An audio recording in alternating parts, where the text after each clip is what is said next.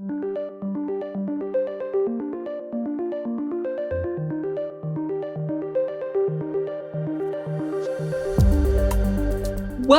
to Tomorrow's Tech Today, bringing you the latest in technology, talent, and transformational change. With me, your host, Professor Sally Eaves.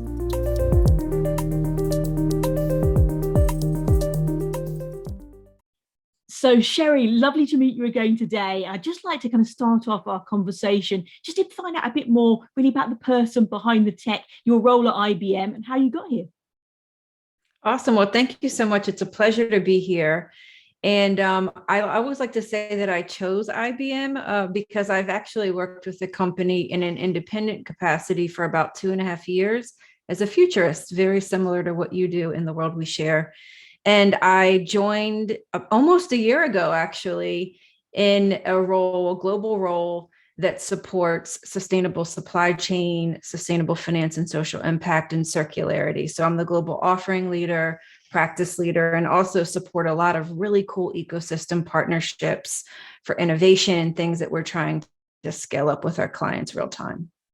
That's fantastic. I love that as a journey. That's a great testament, actually. That's brilliant. I love that. Fantastic. And there's been a real celebration, I think, of kind of 50 years, really, of innovation, and probably capped by the inaugural terracotta sill that was presented by HRH, the Prince of Wales, on behalf of IBM. So I'd love to explore a little bit more about what that means to you and examples of this commitment over this period of time, really how IBM has supported this embedding of sustainability by design.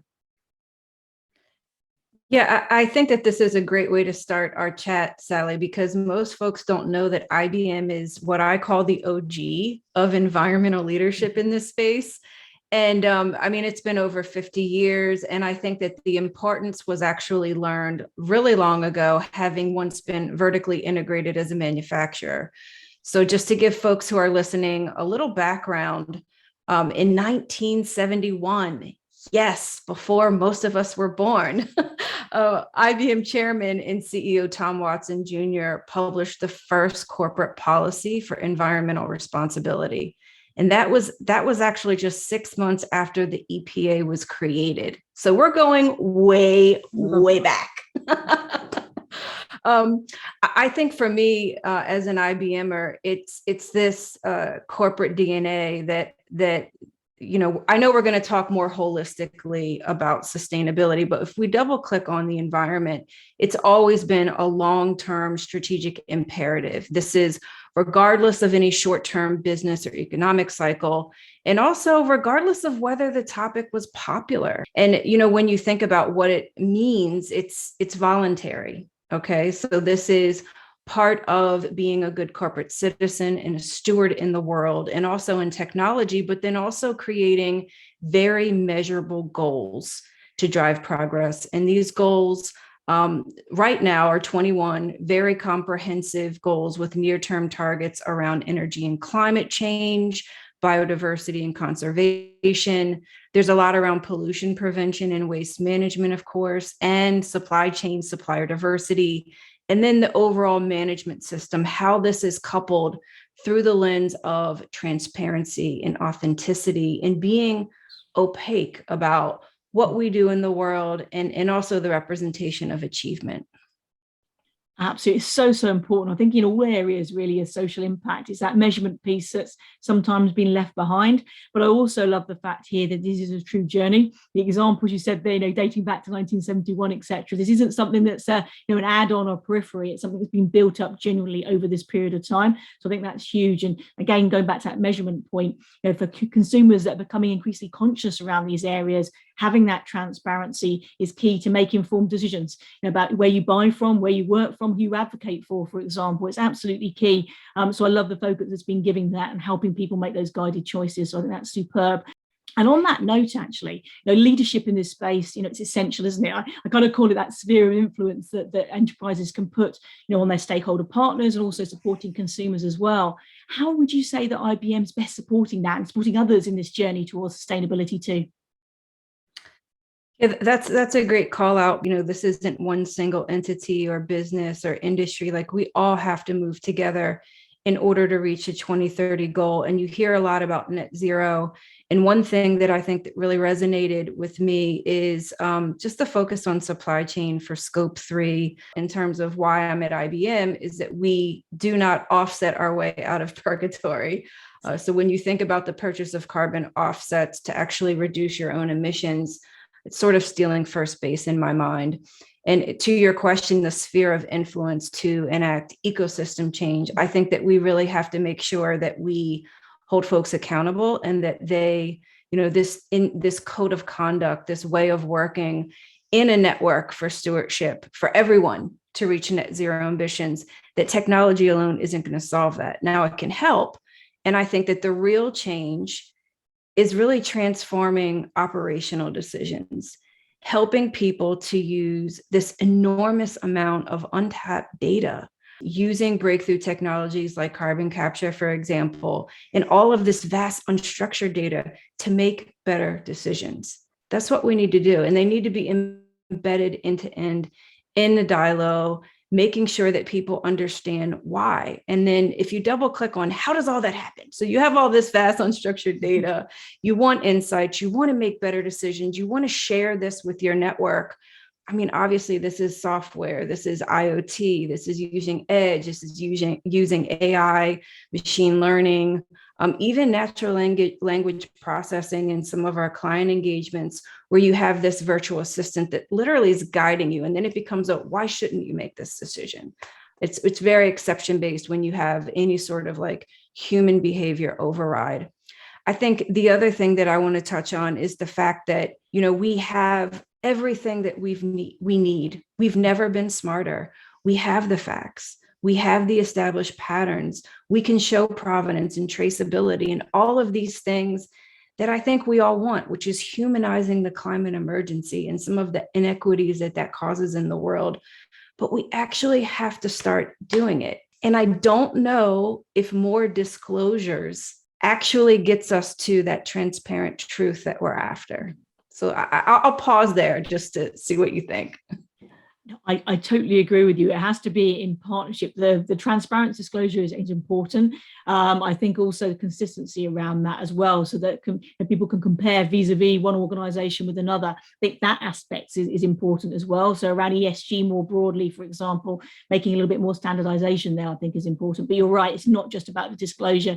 It's around actions. And I think what you mentioned there around data and even reducing data waste in this area as well. So it's the smart integration around data, making sure we optimize, there's more and more data volume, isn't there? And there's kind of the 5 V's of data in terms of veracity, volatility, etc. But getting into that value that you can use. So not reactive intelligence, very active, is absolutely key around this. And I noticed as well, you wrote recently around kind of climate change being a waste management problem as well. So I think there's a bit of an inroads there in what we're saying with that optimization of data too.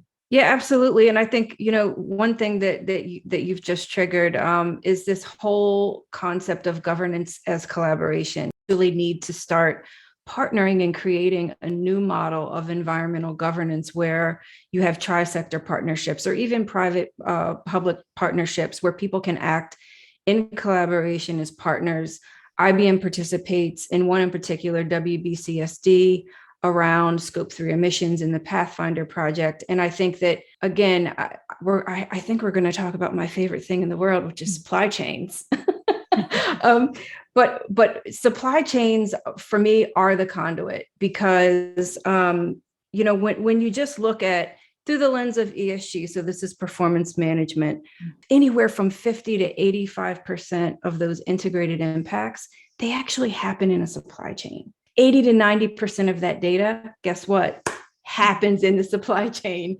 And also when you think about the type of change that we need to make it real and personal and leave no one behind, almost 40% of the world actually works in the supply chain. I know in the US alone, it's about 39%. And that number grows as we broaden the boundaries. So when you think about, for me at least, why supply chains, I look at this as we've historically built our networks and our economies, and we've iterated to this concept of lowest price, where you think about all the cost of risk, of climate degradation, of inequity. All of that risk has been externalized. Not anymore. It's coming, it's happening now. And just to give folks an idea of some of the panels where supply chain was highlighted, I think that cost of risk, when you think about risk resilience, we're not just talking about climate transition, we're talking about climate adaptation now. There are already economies in countries that are already above the 1.5 Celsius degree, threshold.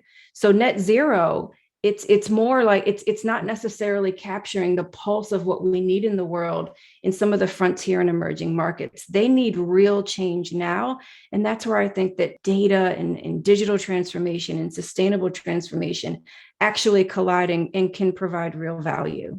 Oh, I couldn't agree more. And in some of those developing markets you were talking about there as well, it's not even being a catalyst for a catch-up opportunity. It's actually a leapfrog opportunity potentially. This is really transformational action.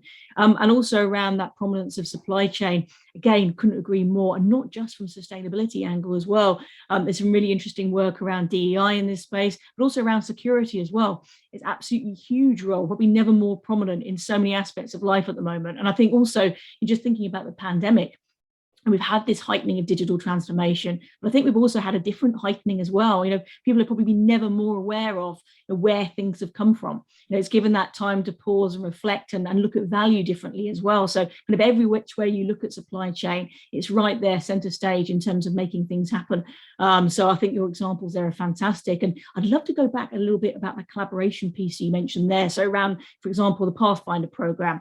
Again, we can't go alone, can we? There's no kind of single actor, entity, or organization that can make a difference here. And the power of collaboration is key. And we saw it, going back to the pandemic, things like the HPC consortium, the biggest tech companies in the world, IBM right up there with that, alongside leading universities, citizen scientists, governments, etc., all came together for that common challenge around vaccine development and mining that data, going back to that point as well with high performance computing. I think we can do similar things, addressing different challenges of our time, like climate action. So I'd love to kind of explore what you're seeing around better collaboration in this space, but particularly around Pathfinder, because I think it's a great example. Yeah, I think that, a lot of folks have different legacy investments in the technology space. And for me, it's about how can we be the great connector?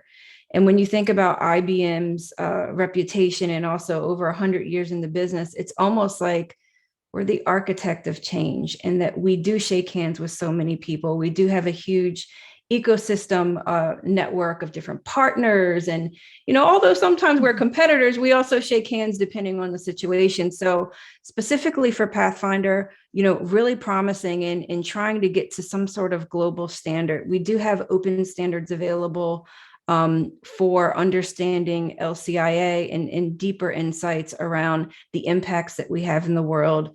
But I think another lens that I'd like to just look at right now, Sally, is that the whole promise of some of the partnerships that we're doing with Farmer Connect and Plastic Bank. So, it's one thing to talk about Scope 3 emissions, but then when you also talk about how do you humanize that and take something like climate change or even like the linear economy that we have right now and make a real paradigm shift using technology. So in the instance of Plastic Bank, I think, when you think about this from a DEI perspective, we have to create access. So using waste management, and climate change, in my opinion, is a waste management issue. You can actually enable a collector economy. So collectors who have traditionally been left behind are able to instantly participate in a global economy through circularity. So this is something that's underpinned by IBM technology. It's very inspiring. The materials that are collected, social plastics, if you will, are immediately used as inputs into production and manufacturing. So you're basically using waste as a feedstock, and you're also giving folks the ability not only to earn a living, but there's also really cool education programs that people can participate in that tap into the future of work and automation and how they can be a part of that also. And then lastly, the Farmer Connect project, really, really cool. When we think about sustainable sourcing and supplier diversity and empowering the smallholder, again, iterating to lowest price in commodity categories. I love Farmer Connect because you can literally pick up your phone, scan a QR code, and you can instantly see the provenance, the journey of that product, all the way to the source origin.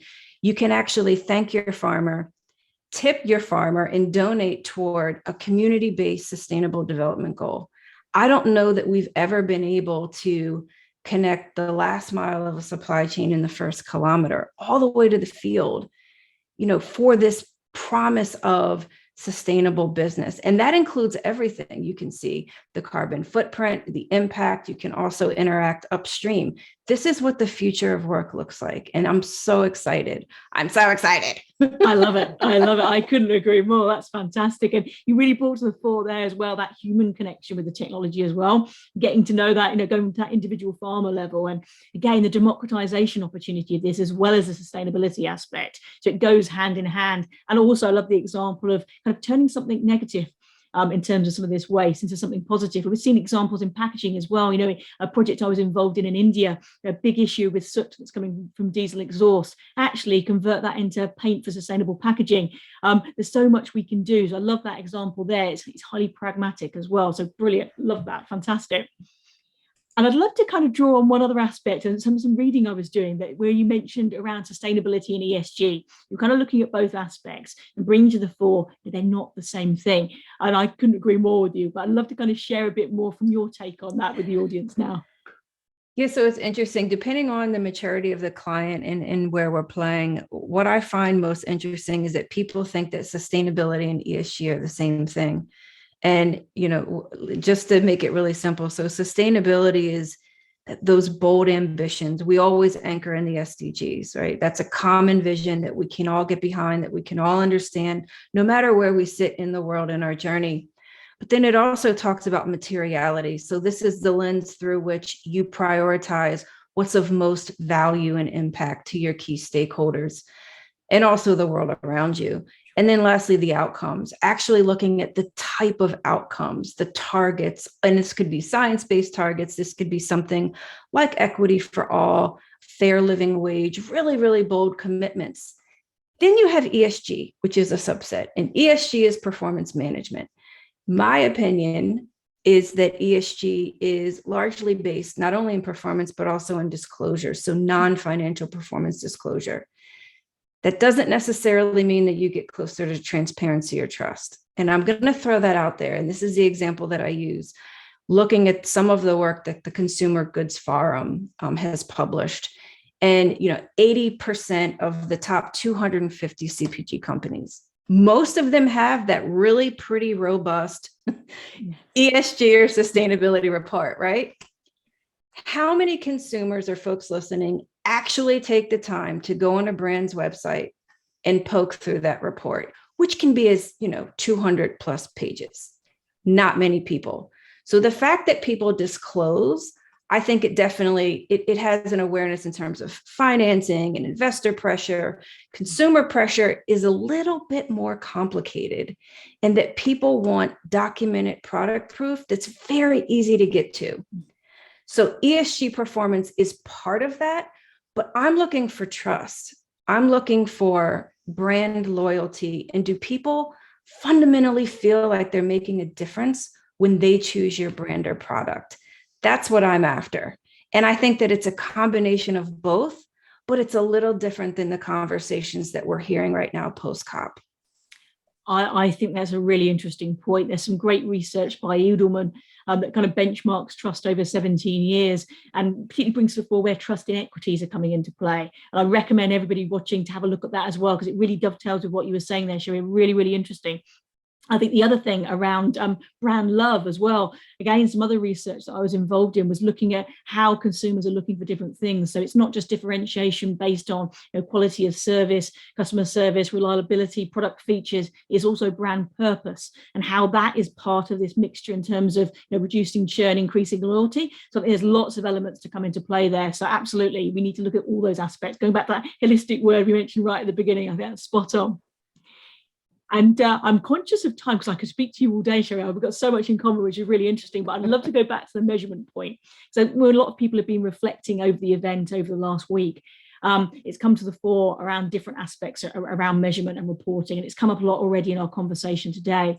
What is your vision about what good looks like around measurement? How can we take it to the next level? I think the project you mentioned is a very good example of that. Going beyond carbon credits, for example. What's your take on that? So it's interesting. I think that no matter how mature a client is, when they say, "Hey, Sheri, we want your help," it often comes down to some of the reporting. And what most of the folks listening probably realize is that this is a very manual effort. So there's a lot of silos. It's often done in Excel. You're going to spend anywhere from 3 to 6 months every year, which is muda because you repeat it every year. And it's often divorced from the system of record, meaning that you have several pockets in an organization that are responsible by and large for ESG reporting. One person maybe owns the actual report itself being published, but it's highly cross-functional. So is the data aggregation. And when you think about the opportunity just to ingest data, to automate, to embed it in, longer term, to embed it in decision orchestration, this is where measurement matters, because it's not just doing that once a year, rinse and repeat report. You actually have to sit with it. Let it be a part of every person's journey in your organization. So what does it mean for day in the life process change? When you start to automate this data, and there are a couple of clients we're doing some really cool stuff with, where, it's tied to their performance management at a very tactical level, a tactical buyer. They actually feel like they're a part of something much bigger than themselves, and they can see the impact of that decision through the lens of ESG performance targets. The other thing is, some of the work that we're doing with SAP is that by and large, this work has been divorced transactionally. It's been divorced from the system of record. So how can you cascade something like SDG 12 all the way down across the reporting framework using GRI or SASB, for example, and then at the business object level? This typically doesn't happen. And we use something called an intelligent workflow, which is just an automated workflow, which will take all your dirty data, your disparate silos, and we connect it all for that type of transparency and trust that folks are really after. That's a great example. I've just been writing about that, particularly from the integration piece, funnily enough, around that particular work. So that's brilliant. And again, it really drills into that detail, and even things supporting it, like how we approach change management, CI/CD. There's so many other different things we can bring into bear there, but going to that workflow level, I think really matters, and a great example of the granular take we need to get to be able to really deliver on this. That's fantastic. And perhaps to kind of bring things to a close, always kind of look to the future a little bit. I think particularly around big dialogue events like this, it's really important to kind of look ahead about where to go to next, sort of thing. So what would your key reflections be, your personal take on where we can go, what's next to really build the momentum and contagion of change around this? Yeah, I have to tell you, and when we were chatting beforehand, this was a tremendous moment for me in my career. I feel honored that I was able to be a part of it, but there was some good and bad. So the conspiracy of silence was broken. I think that we're starting to talk about this around the dinner table. Certainly my children know about climate change and also about climate adaptation.